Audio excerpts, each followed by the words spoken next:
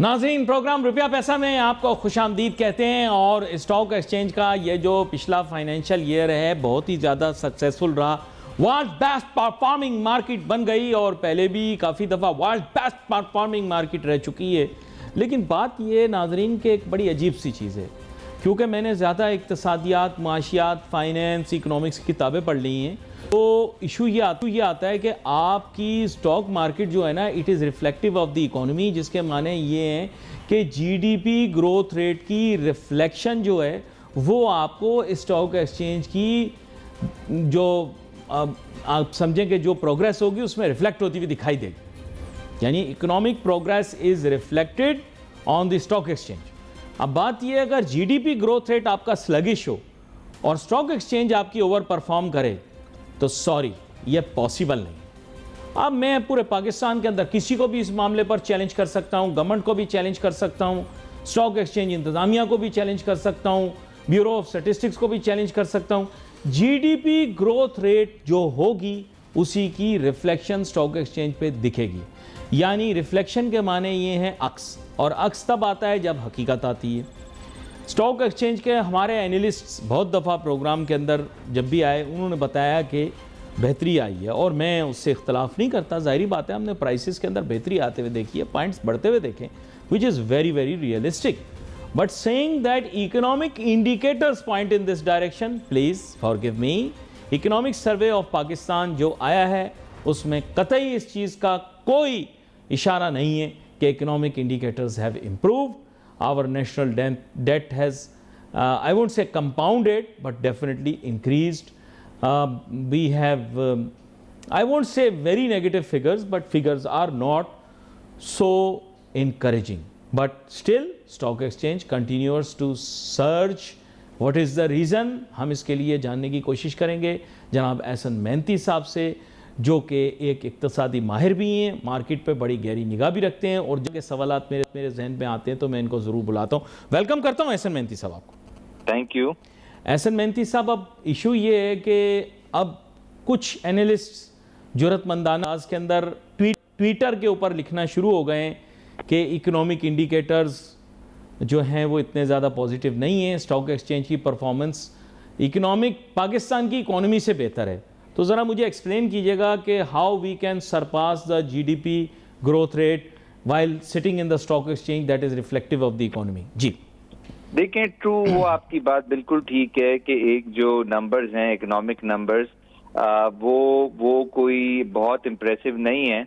कुछ data impressive है, कुछ डेटा नहीं है। फॉर एग्जांपल अनएम्प्लॉयमेंट नंबर्स आपके वीक हैं, 6.6% पे आपकी अनएम्प्लॉयमेंट जा रही है। आप अगर देखें तो आपके जो ये जो पावर के रेट्स हैं ये आपको अनकॉम्पिटिटिव बनाते हैं एक्सपोर्ट्स के अंदर। फिर अगर आप देखें तो पावर्टी, जिस तरह से आपने कहा, तो वो उसके अंदर 40% से ज़्यादा पाकिस्तान की पावर्टी रेट जो आया, तो common man is not been help, और इंडस्ट्रियल्स भी जो है वो हेल्प नहीं होते।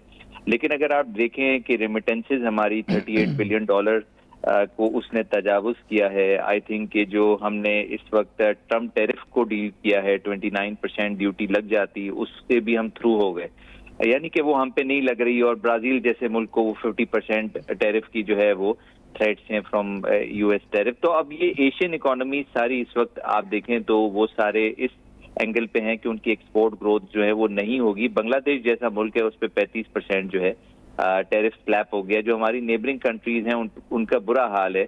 उनकी एक्सपोर्ट की जो ग्रोथ है, हमारी देखें तो हमारी 10% ग्रोथ फॉर एग्जांपल एक्सपोर्ट की हो गई, और टेक्सटाइल एक्सपोर्ट जो है वो भी 6% 7% हो गई। तो आई थिंक कि जो हमें जो ग्रोथ मिली है एक्सपोर्ट नंबर्स के अंदर, जो हमें रेमिटेंसेस के अंदर ग्रोथ मिली है, वो हमें रुपी स्टेबिलिटी प्रोवाइड करता है। और इसका ही जो है इन्फ्लेशन पे आप अगर देखें तो इन्फ्लेशन हमारा जो है फॉर एग्जांपल 3.4% लास्ट रिकॉर्ड हुआ है, और ये 0.3% तक भी चला गया था नीचे, जो इससे पहले 38% होता था। तो ये आप इकोनॉमिक नंबर्स अगर आप देखें तो वो पूरी तरह से आपको कवर नहीं करते, यानी कि इकोनॉमी को, कि जब पॉवर्टी लेवल बढ़ रहा है वहां पे इकोनॉमिक ग्रोथ रेट आपका 3% के करीब है, और प्रोजेक्शन 3.6% है फॉर एग्जांपल। तो ये आपको हेल्प नहीं करता। लेकिन कुछ इंडिकेटर्स ओवरवेलमिंगली बहुत अच्छे हैं, और कुछ ऐसे इंडिकेटर्स हैं जो कि काफी ज्यादा नेगेटिव हैं। तो हम एक मिक्स्ड जो है वो इसमें रिव्यू दे सकते हैं, इकोनॉमिक रिव्यू। और कैपिटल मार्केट्स के पॉइंट ऑफ व्यू से देखा जाए तो वहां पर भी हम देखें तो एक साथ जो है वो कोई रोबस्ट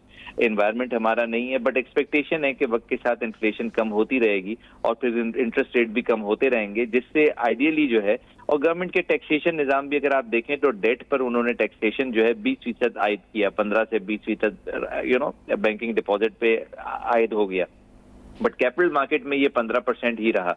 तो आई थिंक कि वहां पे फोकस यही है कि जो ये मार्केट है, जो कैपिटल मार्केट है, इक्विटीज हैं, उसके अंदर इन्वेस्टमेंट को लाना है। इंस्टीट्यूशंस जो है उन पे 20% एक जगह पे टैक्स लग रहा है, एक जगह पे 15% लग रहा है, तो जाहिर है उनका फोकस इक्विटी मार्केट पे ज्यादा होगा। तो इसी वजह से इक्विटी मार्केट आउट परफॉर्म बेशतर रीजंस की वजह से कर रही है। एक तो इकोनॉमिक डेटा है और दूसरा जो है टैक्सेशन की जो मराहतें मिली हैं आगे, जो ये रिसेंट जो फेडरल बजट है, आई थिंक वो भी एक मेजर रीजन है कि लोग कैपिटल मार्केट का रुख कर रहे हैं। अच्छा, कुछ लोगों से मैंने पूछा तो उन्होंने कहा एक्चुअली ये डॉलर वैल्यू के हिसाब से शेयर प्राइसेस की एडजस्टमेंट भी है, क्योंकि ज़ाहिर बात है माजी के अंदर जो कोट्स थे वो हमारे यहाँ तो मार्केट के अंदर कोट रुपीज़ में होता है, लेकिन जो आपको पता है इन्वेस्टर्स होते हैं, इंटरनेशनल इन्वेस्टर्स होते हैं या फ्रंटियर मार्केट्स के अंदर जो इन्वेस्ट कर रहे होते हैं या इमर्जिंग मार्केट्स में इन्वेस्ट कर रहे होते हैं, वो सेंट्स में निकालते हैं शेयर्स की प्राइसेस। तो उनको लगा कि हमारी मार्केट बहुत ज़्यादा अंडर वैल्यूड है इन लेट्स से यूएसडी के अंदर अगर इसे कोट किया जाए तो हमारे बहुत अच्छे अच्छे शेयर्स जो हैं वो डॉलर के भी नहीं हैं, $1 से भी कम वैल्यू के हैं, तो उन्हें लगा ये अंडर वैल्यूड है, इसलिए उन्होंने बाइंग की और उनके देखा देखी दूसरों ने भी बाइंग की और लोकल हाउसेज ने भी की। ये भी सही है क्या?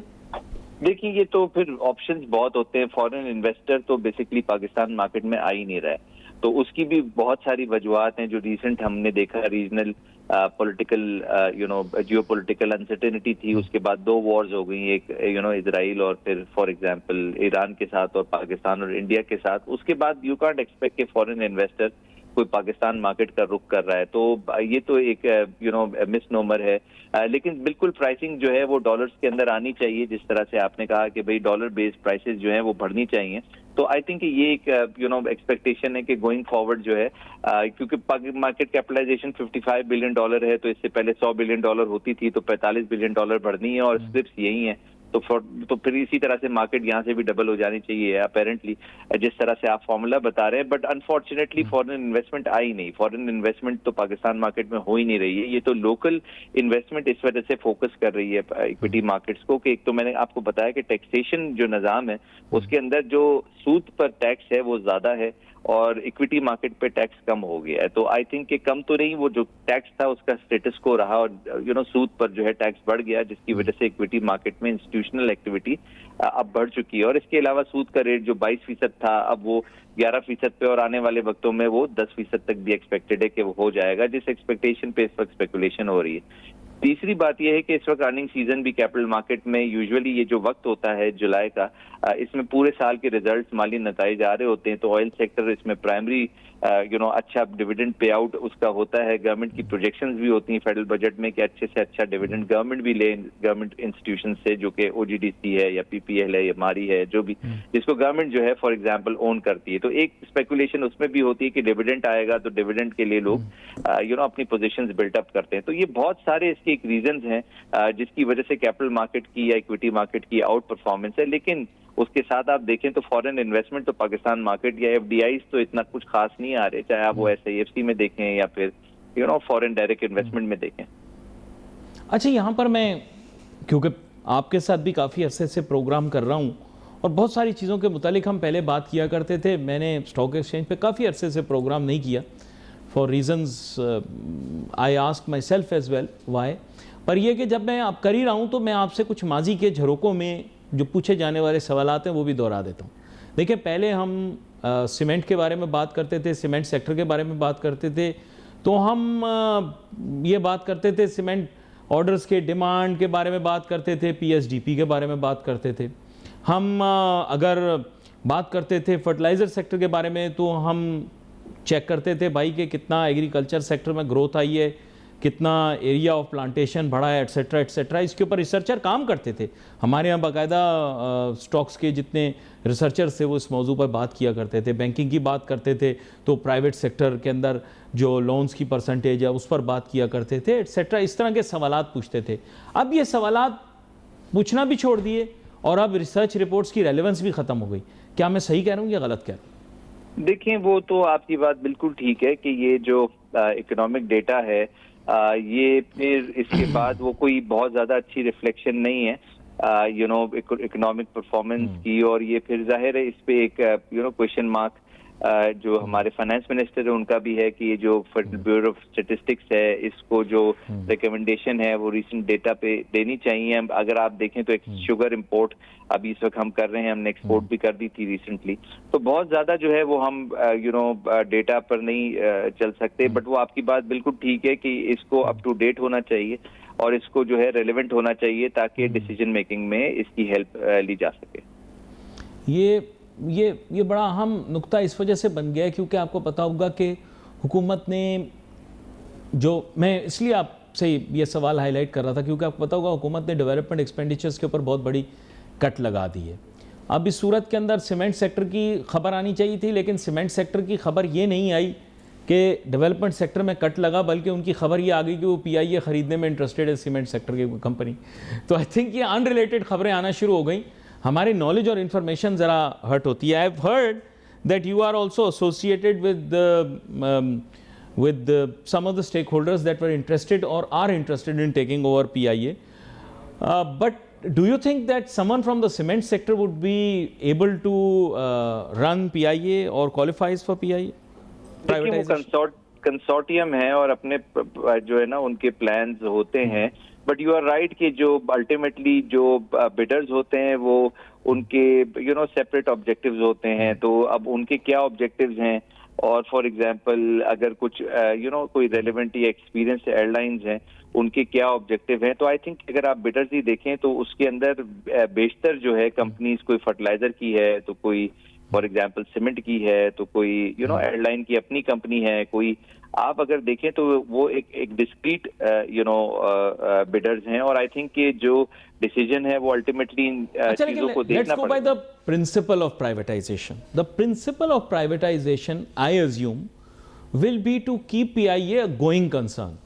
अगर PIA को नहीं चलाना हो तो फिर वो प्राइवेटाइजेशन नहीं होगी, फिर वो डिस्पोजल होगी। तो if we want to privatise then the first priority of the government is that it should be a going concern in future as well.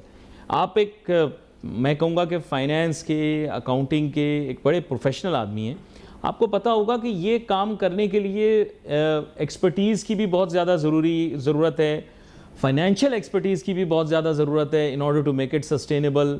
उसके अलावा मेरा ऐसा ख्याल है कि इसमें इंटेंट या इंटेंशन की भी बहुत ज़्यादा जो है वो वेरीफाई करने की ज़रूरत है। Are we taking the same approach that is being taken by other countries in the process of privatisation? देखें, यू आर राइट कि ये जो इसके अंदर वेरियस ऑब्जेक्टिव्स हो सकते हैं।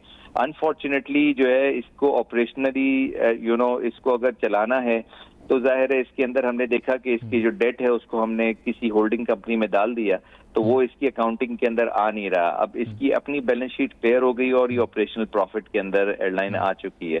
अब गोइंग फॉरवर्ड जो है ऐसी सिचुएशन के अंदर किसको किस तरह से इसको मैनेज करना है, वो तो मतलब टाइम कैन टेल। एक अच्छी स्टोरी जो है बैड स्टोरी बन सकती है, एक बैड स्टोरी गुड स्टोरी बन सकती है। तो आई थिंक इसको तो जो जिस तरीके से अगर आप देखें तो एक तो इसका real estate, but if people are applying, let's say if you are a policy maker, अब तो आपको पता होगा बहुत सारे लोग हमारे कैपिटल मार्केट के उठकर, बहुत सारे हमारे साथी ऐसे हैं कि जो अब गवर्नमेंट में किसी न किसी एडवाइजरी पोजीशन पर आ गए हैं। But hypothetically speaking, new licence issue करने से पहले, क्योंकि गवर्नमेंट का रेगुलेटरी फ्रेमवर्क भी होता है, बेहतर चॉइस ये होती है कि कोई नए लाइसेंस के लिए अप्लाई कर रहा है उसे ये कहा जाए भाई आप एक्वायर कर लो PIA।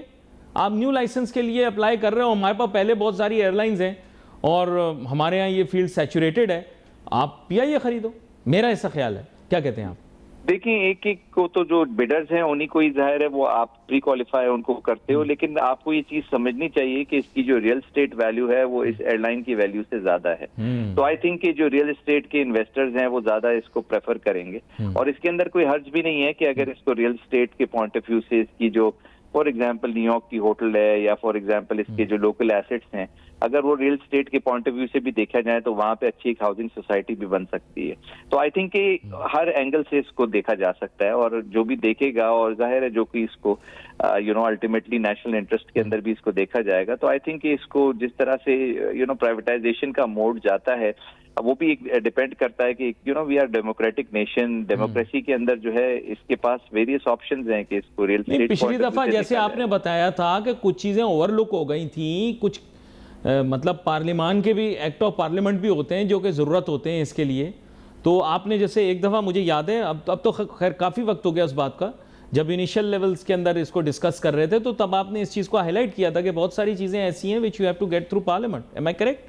जी हाँ, बिल्कुल। और आई थिंक कि ये हो भी गया, अल्टीमेटली ये एक होल्डिंग कंपनी अलग हो गई और फॉर एग्जांपल ये अपनी ऑपरेशनली एक मैनेज कर रही है, और आई थिंक कि इस वक्त बहुत सारी इसकी कॉम्पिटिंग एयरलाइंस भी हैं जो फ्रेश भी आ रही हैं और ऑलरेडी हैं भी। तो आई थिंक कि इसको ऑपरेशनली रन करना फिर भी एक डिफिकल्ट एक वन टाइम प्रॉफिट आ गया, but I think long term के अंदर इसको जो भी बाय करेगा वो हर तरीके से जो है इसको मैनेज करेगा, और जाहिर है उसकी परमिशंस भी उसके पास होंगी। और जितना अभी तक इनपुट आ रहा है कि गवर्नमेंट भी कुछ इसमें स्टेक होल्डर होगा, तो गवर्नमेंट तो मेरे ख्याल से रियल एस्टेट के लिए इंटरेस्टेड नहीं होगी, क्योंकि गवर्नमेंट के पास तो ऑलरेडी रियल एस्टेट है, पर जाहिर है रियल एस्टेट के लिए वो इंटरेस्टेड होंगे जो सर लेने वाले लोग तो बहुत सारी बातें कर रहे हैं ना। लेने वाले लोग तो ये कह रहे हैं कि हमारे प्रोविडेंट फंड को भी प्लेज करके हमें लोन दे दो। लेने वाले लोग तो are coming with new novel ideas. आपको पता होगा पिछली दफा जिन्होंने बिड किया था, ही वाज ऑल स्माइल्स। उन्होंने कहा कि भाई मैं I am buying it because this is the best I can give and you will have to give it to me if you want to sell it. So there was no other buyer, है ना। Banks भी इससे पहले ऐसी बिकी हैं, बड़ी बड़ी बैंक्स बिकी हैं जो फॉर एग्जांपल टेक्सटाइल के स्टॉक प्लेज होके जो है वो बैंक्स निकली हैं प्राइवेटाइजेशन में। तो आई थिंक कि ये तो फिर जाहिर है ये तो नीड ऑफ द टाइम है, या अवेलेबिलिटी या प्लेज वो एक्सेप्टेबल होगा। या मैं आपसे इसलिए इस पे ज्यादा क्वेश्चनिंग कर रहा हूं क्योंकि बिजनेसमैन और इंडस्ट्रियलिस्ट कह रहे हैं कि just throw it away, just throw it away, just close it down, every day it's making losses. तो then it's not privatisation, then it's disposal, then you will not call it privatisation, then from an accounting perspective you will just be writing it off by selling it off. Am I right? देखिए बिल्कुल, अब ये तो बेचने वाले पे भी depend करता है कि उनको स्टेक होल्डर इस मामले में बनना है कि इसकी जो फॉर एग्जांपल किस तरह की वेरियस इसके जो ऑप्शंस हैं, यानी कि फॉर एग्जांपल इसको एक अगर अगर हमारी army for example through Fauji fertilizer इसको मैनेज करती है तो जाहिर है दिल बी मोर इंक्लाइंड कि वो इसको कैरी करें। फिर दूसरे जो पार्टीज हैं अगर आप देखें तो उसमें कोई रियल एस्टेट कंपनीज भी हैं। फिर जिस तरह से आप कह रहे हैं कि जो इसके बहुत सारे एस्पेक्ट्स हैं जो कि गवर्नमेंट ने खुद ही प्री क्वालिफाई लोगों ने सीमेंट वालों का नाम इसलिए ले दिया क्योंकि दे आर, आपको पता है कैपिटल इंटेंसिव इंडस्ट्री है, so people are assuming that they will have more money and perhaps they will bid higher. This is the supposition, but it may not be right. Acha, let me tell you something else. It's on the, all these things are on the cards, but I'll come back to the stock exchange once again. Stock exchange के अंदर sir, now I think it's been 3 plus 5 8 years, and in 8 years we have seen that there was talk of tremendous amount of reform. There was talk of tremendous amount of influx of capital. There were long tales about listings, cross listings, and of course foreign strategic partners and investors. But that has not gone through. What is the problem? देखिए ये तो अब जो market रोज जिस तरह से you seeing positiveness every day and it's going on and it is suppose to get more much better, यानी कि 1,50,000 and then 60 and 180,000, and तो मतलब आप it is a stepwise process. For example FDIs अगर लेकर आनी है या फिर फॉरेन पोर्टफोलियो इन्वेस्टमेंट लानी है या फिर आईपीओज लाने हैं तो पहले आप कैपिटल मार्केट की जो वैल्यू है जो पहले इनिशियली $100 बिलियन होती थी, पहले तो वो स्टेप 1 पे आप उसको लेकर आएंगे एंड देन इवेंचुअली वो आईपीओज भी उसका फॉलो ऑन इम्पैक्ट आएगा बिकॉज कॉर्पोरेट्स के पास they'll get more money, तो फिर they will be able to invest या for example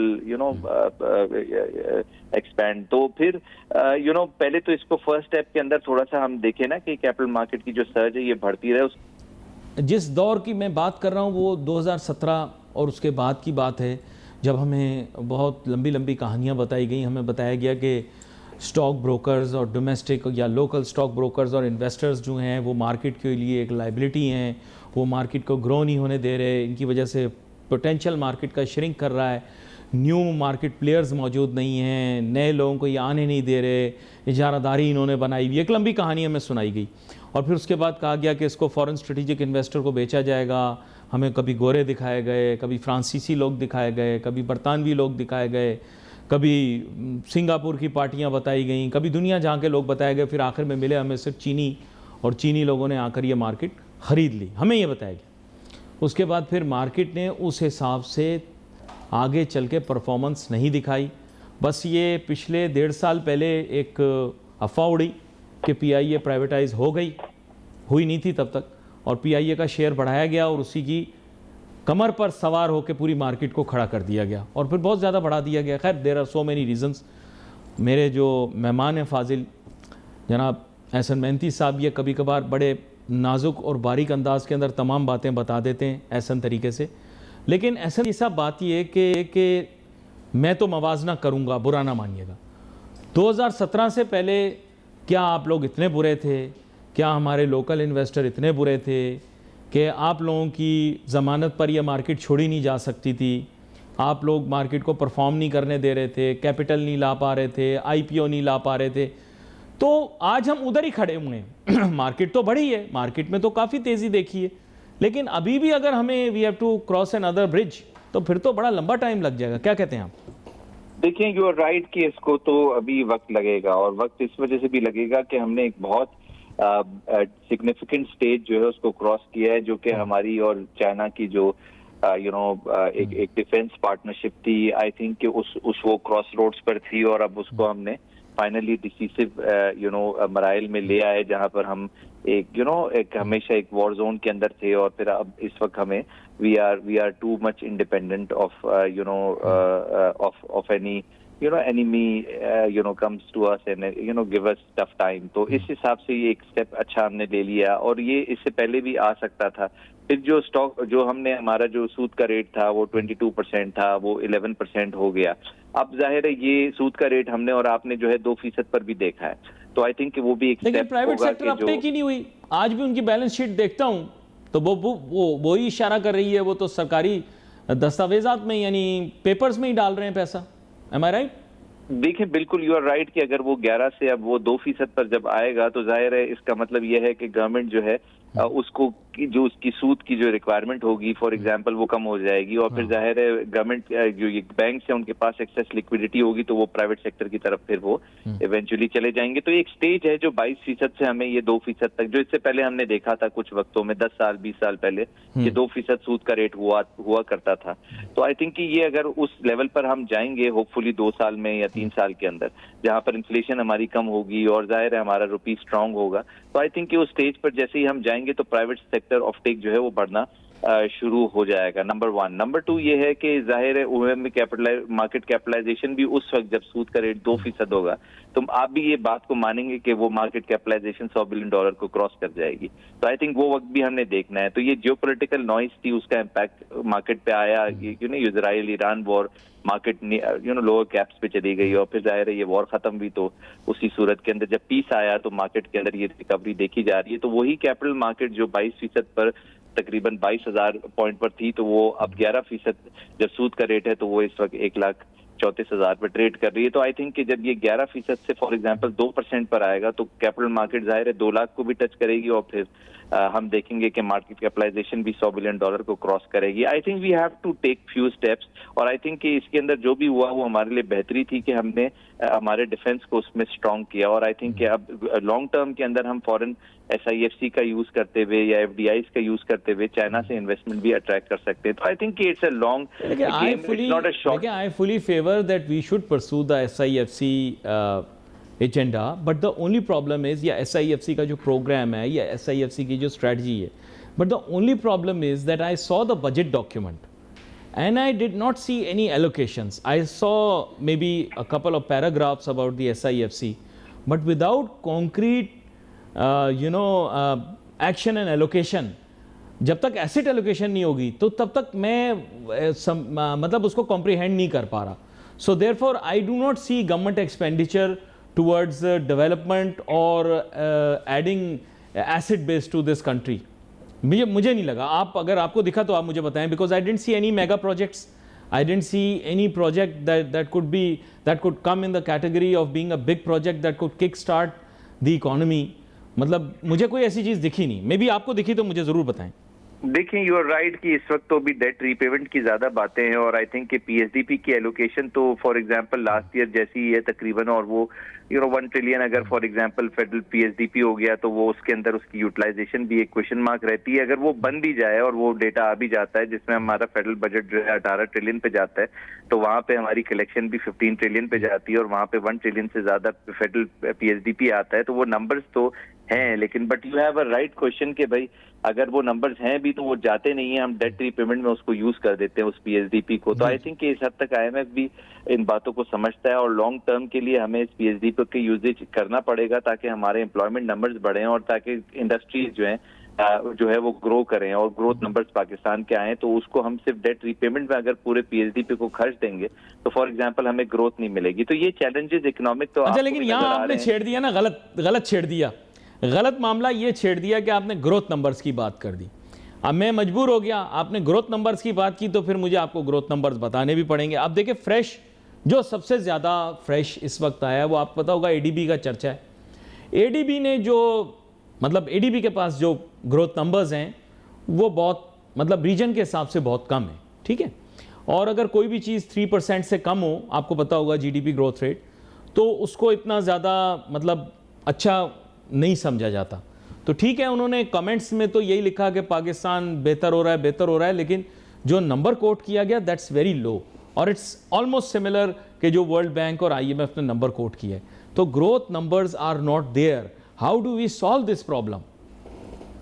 देखिए, टू अनफॉर्चुनेट है कि ग्रोथ नंबर्स जो हैं उसको हम अचीव नहीं कर पा रहे, लेकिन उसका जो अचीव करना है उसका दारोमदार हमारे फाइनेंस मिनिस्ट्री पर है, जो अगर फॉर एग्जांपल पीएसडीपी की एलोकेशन कर रही है तो वो पीएसडीपी खर्च भी करे, तो फिर उसको राइट डायरेक्शन के अंदर वो जाए, वो हम जो उसको उन फंड्स को कहीं नॉन रिसोर्सफुल एरिया के अंदर नहीं डिस्ट्रीब्यूट कर दें, या फॉर एग्जांपल वो हम सैलरी इंक्रीज करने में पार्लियामेंटेरियंस की नहीं यूज कर डालें. तो आई थिंक ये तो अब वी रियली नीड टू सी कि हमारी जो गवर्नमेंट है वो कितनी ट्रस्टफुल है कि वो फेडरल बजट अगर वो देती है, अगर वो उसी हिसाब से एलोकेशन भी करे, डिस्ट्रीब्यूशन भी करे और इसी तरह से यूटिलाइजेशन भी करे, कलेक्शन भी उसी हिसाब से हो, और फॉर एग्जांपल उसकी जो स्पेंडिंग है वो भी उसी हिसाब से हो.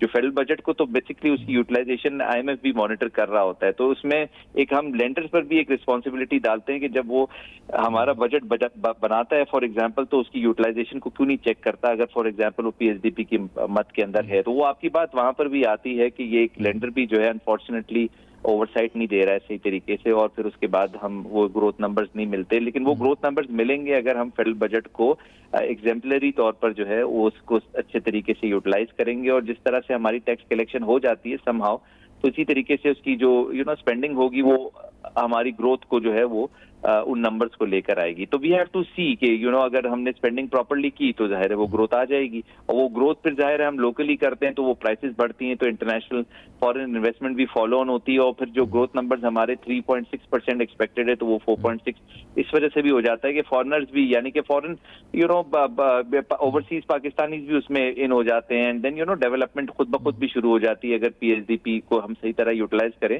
तो प्राइवेट सेक्टर भी आ जाता है उसके अंदर. तो ये नीड ऑफ द टाइम है कि लॉयल्टी होनी चाहिए, ट्रस्टफुली इसको फेडरल बजट की यूटिलाइजेशन होनी चाहिए, और सबसे बड़ी उसमें एक ओवरसाइट होनी चाहिए, और वो आईएमएफ की ओवरसाइट ही काफी है. अच्छा, मैं बताऊं, आप असल में थोड़े इस हिसाब से विजनरी आदमी हैं और बसीरत रखते हैं. तो अब बात यह है कि सर डिजिटल एसेट्स बड़ी तेज़ी से पाकिस्तान इसमें प्रोग्रेस कर रहा है. 4 महीने पहले शायद मुझे टीवी पर डिजिटल एसेट्स या क्रिप्टो के बारे में बात करते हुए भी घबराहट होती कि भाई मैं बात कर रहा हूँ कहीं कोई, हमारे मुल्क के अंदर तो आपको पता है बड़ा दबाव था, बहुत हमें प्रेशर में रखा जा रहा था, हमारे मुल्क को बहुत बैकवर्ड रखा जा रहा था ताकि हम क्रिप्टो और ब्लॉकचेन में एंटर ना कर सकें. लेकिन बस अल्लाह ताला का करम है कि कोई ना कोई हालात ऐसा पैदा हुए और जो लोग पाकिस्तान की तरक्की को रोकना चाह रहे थे वो नाकाम हो गए, और अब खैर पाकिस्तान ने बड़ी जल्दी सर प्रोग्रेस किया. क्रिप्टो काउंसिल भी बनी, अब रेगुलेटरी अथॉरिटी भी बना दी. अब मुझे ये बताएं, बुरा ना मानिएगा, मुझे वहाँ पे एक्सटेंड प्रॉफिट मिल सकता है, और पाकिस्तानियों का मिजाज और तबीयत भी थोड़ी ऐसी है, मुनाफा ज़्यादा चाहिए होता है इनको। तो मुझे वहाँ एक्सटेंड मिल रहा है, 10 गुना ज़्यादा मिल रहा है या मिलने की एक्सपेक्टेशन है, मैं कैपिटल मार्केट में या कमोडिटी मार्केट में क्यों जाऊँगा? आप मुझे वैसे बताएं। देखिए, यू आर राइट कि जो हमारे पास जो ऑप्शन है डिजिटल एसेट्स का, तो वो एक हमारे लिए सिल्वर लाइनिंग हो सकती है। और उसकी वजह यह है कि फॉर एग्जांपल अगर हमारे डिजिटल एसेट्स हैं और वो अगर हम हमारे बैक्ड बाय डेट कर दें, और अगर हमारा डेट कोई फॉर एग्जांपल उसकी बेसिस पर एसेट्स ले ले, तो इस एक्सपेक्टेशन पे कि वो जो उस एसेट की वैल्यू बढ़ेगी, तो वो जो है वो इस एक्सपेक्टेशन पे कोई हमारा डेट भी ले सकता है। तो कहने का मकसद ये है कि हमारे लिए सिल्वर लाइनिंग इस बेसिस पर भी है कि अगर जो हमने हमारा जो इकोनॉमिक डेट है, जो कंट्री का डेट है $140 बिलियन फॉर एग्जांपल, वो डॉलर डेट है, उसको हम किसी हमारे नेबरिंग कंट्री जैसे चाइना, जिसके पास एक्सेसिव एफएक्स रिजर्व हैं $7,500 के, आई थिंक कि उसको हम अगर हम $100 बिलियन का हमारा डेट डिजिटल एसेट्स के अंदर सेल कर दें, तो आई थिंक कि वो अगर इस एक्सपेक्टेशन पे उसको होल्ड कर ले कि इसकी प्राइसेस एक दिन बढ़ जाएंगी, और आपको पता है कि जो इकोनॉमिक ग्रोथ नंबर्स हैं वो एसेट वैल्यूज को बढ़ाते हैं, तो आई थिंक अच्छा, और वैसे मैं नाजरीन को बताता चलूं कि WLFI यानी वर्ल्ड लिबर्टी फाइनेंशियल की प्री सेल इस वक्त जनाब शुरू हो चुकी है, और ये वो वर्ल्ड लिबर्टी फाइनेंशियल है जिनकी आपको पता है पाकिस्तान के अंदर बड़े अहम तरीन लोगों के साथ मुलाकात भी हुई थी। It is backed by some of the most powerful people in the world. I don't want to say their names, but you can just look it up on the internet. और इसके साथ साथ आपको पता है they already have a stable coin out which is the USD1। बहुत कम लोग पाकिस्तान के अंदर क्रिप्टो पे काम कर रहे हैं, क्रिप्टो की रिसर्च पे काम कर रहे हैं, लेकिन एहसन मेहनती साहब आपने निगाह रखी हुई, आपने ये बात की। इसके साथ साथ एक और बात भी बताता जाऊँ, अब असासे बहुत सारे लोगों ने, बहुत सारे पाकिस्तानियों ने असासे भी जनरेट किए, और ममालिक ने अपने क्रिप्टो एक्सचेंजेस बना लिए हैं just for the sake of protecting their own, having some kind of protection in this। Pakistan के अंदर कोई क्रिप्टो एक्सचेंज मौजूद नहीं है। मैं आपको कुछ ऐसे ममालिक का भी नाम बता सकता हूं जिनका नाम भी शायद आपने ना सुना हो, लेकिन वहां पर एक्सचेंजेस हैं। पाकिस्तान में कोई नहीं है, क्यों? देखिए, पाकिस्तान में तो वी हैव फ्यूचर्स एक्सचेंज जहाँ पे क्रिप्टो ट्रेड हो सकता है, तो वी हैव अपॉर्चुनिटी कि हमारी एक्सचेंजेस जो हैं जो फ्यूचर्स ट्रेड करती हैं वहाँ पे क्रिप्टो आ सकती है। तो वो स्पेसिफिकली क्रिप्टो के लिए इसलिए भी होती हैं कि जाहिर है वो फिर एक नॉर्मल एक्टिविटी जो होती है, ये नॉर्मली जो गोल्ड होता है उससे उसको अलग करना चाहते हैं, तो वो एक ऑप्शन होता है हर मुल्क के पास कि वो क्रिप्टो एक्सचेंज कर ले, या फिर वो क्रिप्टो रेगुलेटेड तो होती नहीं है, तो रेगुलेटेड एक्सचेंज भी नहीं होगी। तो आई थिंक कि ये तो पूरी दुनिया में एक इशू रहता है, लेकिन जाहिर है जहां पर आपको उसको रेगुलेट करना होता है तो हमने CME यानी कि आप रेगुलेट करने की कोशिश करेंगे तो स्वैप की इतनी साइट्स हैं टॉप की, पैनकेक स्वैप है, यूनिस्वैप है, there are so many others जहां पे डायरेक्टली आप वॉलेट कनेक्ट करके आप कर सकते हैं बाइंग एंड सेलिंग। तो आई डोंट थिंक वही फिर फाइलर नॉन फाइलर वाला झगड़ा हो जाएगा पाकिस्तान के अंदर। I think the government should not force it's way into regulating too much। I think their oversight should only be कि लोगों के अगर assets exist करते हैं, maybe they can loosely monitor those assets in a way कि खुदा ना खास्ता वो किसी गलत काम में इस्तेमाल ना हो रहे हो। Apart from that, I don't think that there should be oversight, क्योंकि इसका मकसद ही decentralized finance है। They want people to have the power to spend money and to create wealth। और मेरे ख्याल से there is nothing wrong with it। Ehsan मेहनती साहब, मुझे नहीं पता आपकी क्या परसेप्शन है, but I think people should have the freedom of creating their own wealth and perhaps using it for their own betterment or for the betterment of their country for that matter.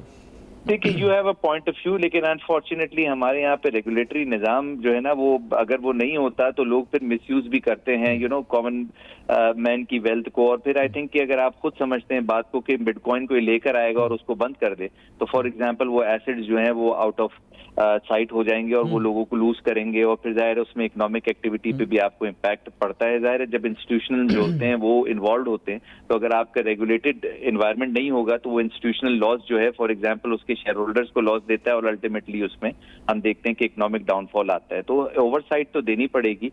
जो आप बात लेकिन एहसन मेहनती साहब, एक reality है ना, आप एक फाइनेंस प्रोफेशनल हैं, आपको पता है कि क्रिप्टो करेंसी लफ्ज के साथ करेंसी इसीलिए लगाया क्योंकि in future it will become a medium of exchange.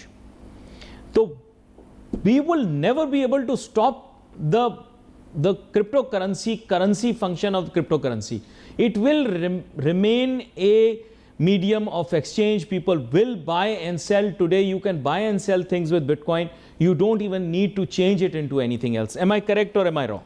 देखिए इस वक्त तो अलाउड नहीं है ना, इस वक्त तो इलीगल जो है, मतलब स्टेट बैंक की लैंग्वेज में तो you are suppose to get it approved under certain laws, but इस वक्त तो it's illegal to trade even talk about it but वो अलग बात है कि आप फिर भी उसको रोक नहीं पा रहे और समहाउ वो उसका मिसयूज हो जाता है। But you are right to that extent कि भाई प्राइवेट सेक्टर को जो है इंडिपेंडेंट रखना चाहिए, but at the same time अगर उसको रेगुलेटेड नहीं रखेंगे, जिस तरह से अब Chicago mercantile exchange is a regulated exchange, तो यूएस ने भी इसके दो एंगल्स छोड़े हुए हैं, एक रेगुलेटेड छोड़ा हुआ, एक अनरेगुलेटेड छोड़ा हुआ है।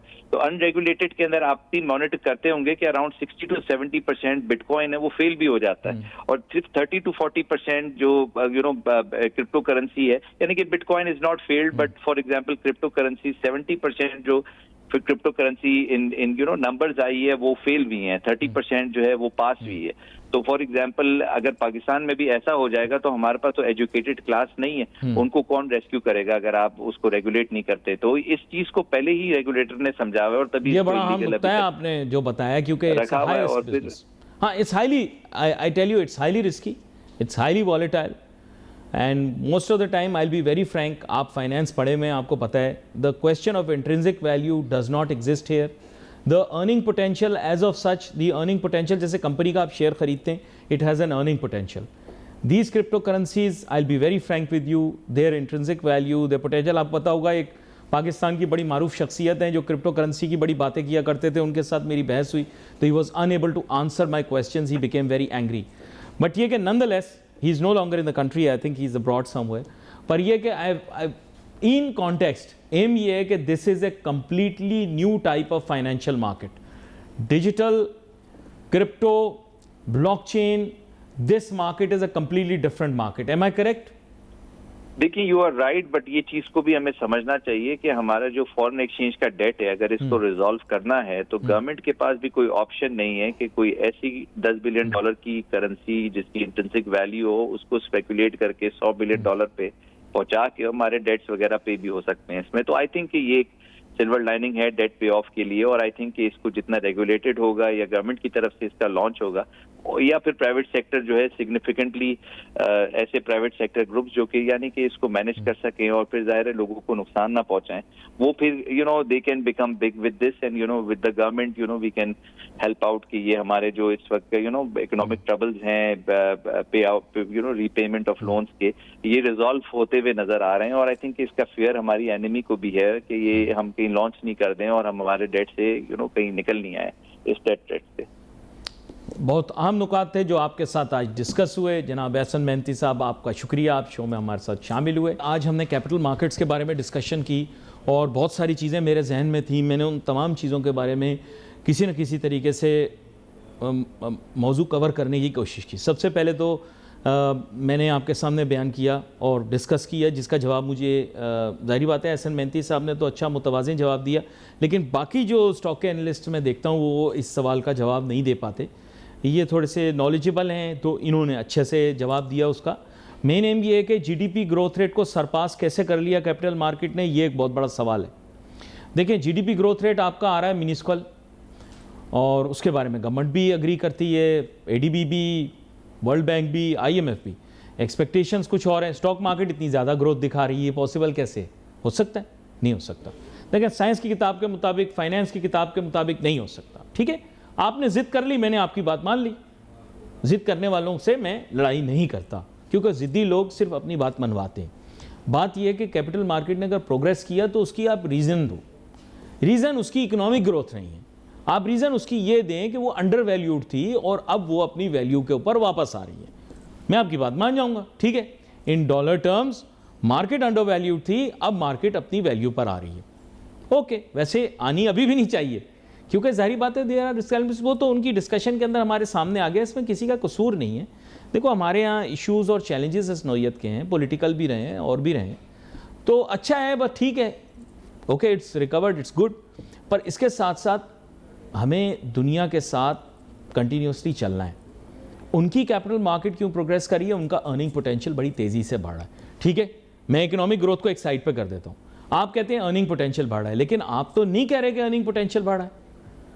अर्निंग पोटेंशियल या तो सेक्टरल ग्रोथ से आएगा या उसके और रीजंस होंगे, वो दोनों एग्जिस्ट नहीं करते। ठीक है, तो खैर there can be so many reasons. अब मेरे ख्याल से उस पर डिस्कस करें तो वो तो एक बहुत ब्रॉड डिस्कशन हो जाएगी। यहाँ पर भी wait for message on Facebook. Ali Nasir हमारी टीम को इजाज़त दीजिए। अल्लाह हाफ़िज़।